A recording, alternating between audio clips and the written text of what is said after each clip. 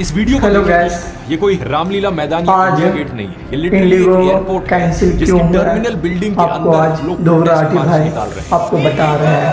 आप ध्यान से और गौर से देखें।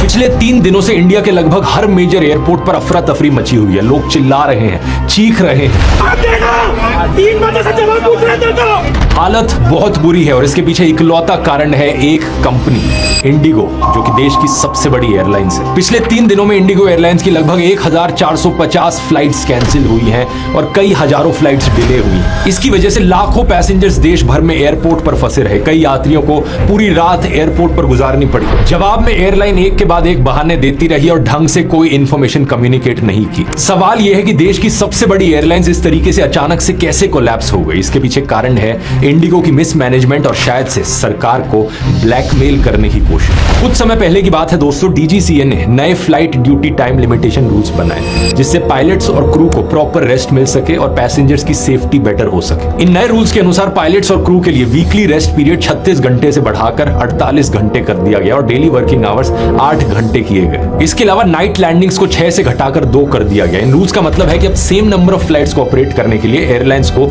ज्यादा पायलट्स और क्रू मेंबर्स हायर करने पड़ेंगे। इन रूल्स को ओरिजिनली मार्च 2024 में इंप्लीमेंट किया जाना था, लेकिन तब इंडिगो और बाकी एयरलाइंस ने कहा नहीं, ये तो बहुत जल्दी है, प्लीज इसे डिले करो क्योंकि हमें थोड़ा समय चाहिए नए पायलट्स और क्रू मेंबर्स को हायर करने के। लेकिन 18 महीने का टाइम दिए जाने के बाद भी इंडिगो ने ढंग से हायरिंग नहीं करी। एयरलाइंस पायलट एसोसिएशन के प्रेसिडेंट सैम थॉमस का कहना है कि जब भी रूल्स एयरलाइंस के फेवर में नहीं होते तो एयरलाइंस फ्लाइट डिले कर देती हैं या कैंसिल कर देती हैं ताकि सरकार पर रूल्स चेंज करने का प्रेशर बनाया जा सके। इसलिए कहा जा रहा है कि इस तरीके से फ्लाइट्स को कैंसिल करना यह कोई प्लानिंग फेलियर नहीं था, बल्कि एक कैलकुलेटेड स्ट्रैटेजी थी। जानबूझकर अफरा तफरी मचा दो एयरपोर्ट पर ताकि डीजीसीए मजबूर हो जाए इन रूल्स को वापस लेने पर। और एग्जैक्टली ऐसा ही हुआ दोस्तों। डीजीसीए ने 5 दिसंबर को अपने रूल का एक बड़ा इंपॉर्टेंट पॉइंट अब विड्रॉ कर लिया है। लीव्स को वीकली रेस्ट में काउंट करना अलाउ कर दिया है जो पहले नहीं होता था। इसके अलावा डीजीसीए ने 10 फरवरी तक इंडिगो को एक वन टाइम एग्जेम्पशन दे दी है पायलट के नाइट ड्यूटी रूल्स से। इस पूरे मुद्दे के पीछे दोस्तों एक रूट कॉज है एविएशन सेक्टर का इंडिया में